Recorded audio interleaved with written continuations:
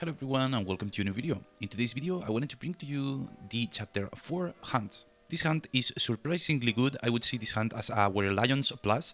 The profit here is really good and also the XP is pretty decent. A quick disclaimer before we start, as always, remember that my character is not average, I have beast equipment and also my character has 131 skill. So please use my videos as references and not guides. Don't expect to make the same numbers if you don't have the same skills or level.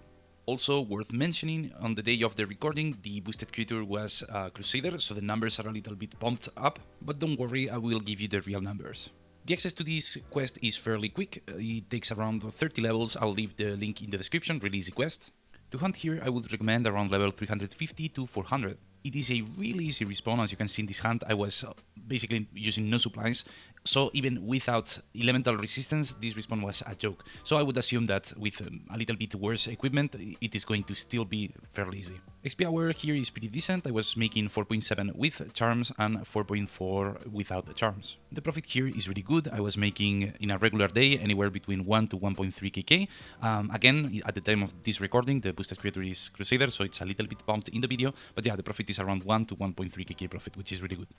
As for the weapon, I would bring the best ice, poison or death weapon you have. Fire is okay too, but a little bit worse than the others because one of the mobs has 5% protection against fire. Physical and energy are pretty bad because of the resistances, so I wouldn't advise going with them. If you're a sword user, I would go with either Tagralt or Infiernac. Of course, if you have the Soul Shredder as I do, just go with that. Club users will want to come here with, I guess, Rescyther, Mortal Mace, or even the Eldritch War Mace.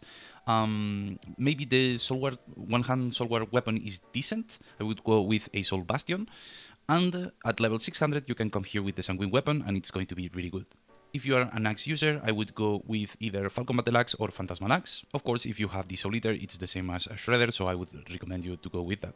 For protections, as you can see bottom left, they are hitting physical, then death, then life leech. So if you are a little bit lower level or you have different equipment, I would consider going with a death protection imbuement. Maybe even a Koshais, if you are going with a plasma ring, for example, that could be good too.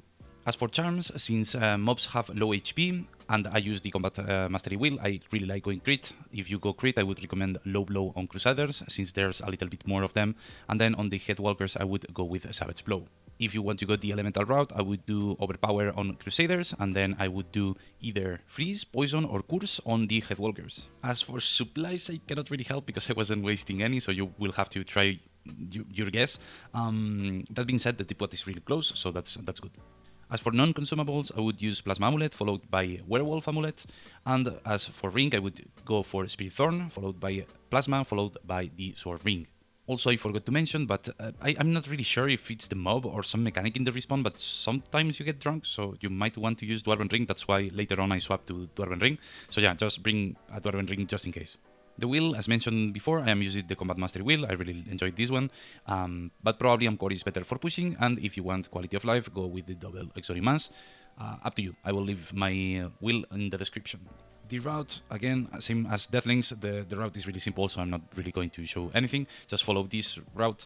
What you can do if you run out of the spawn, as you can see, top left of the respawn, there's a pool that I am not making. That's a whole pool, so if you, I don't know, if for some reason you run out of respawn, you can do that pool.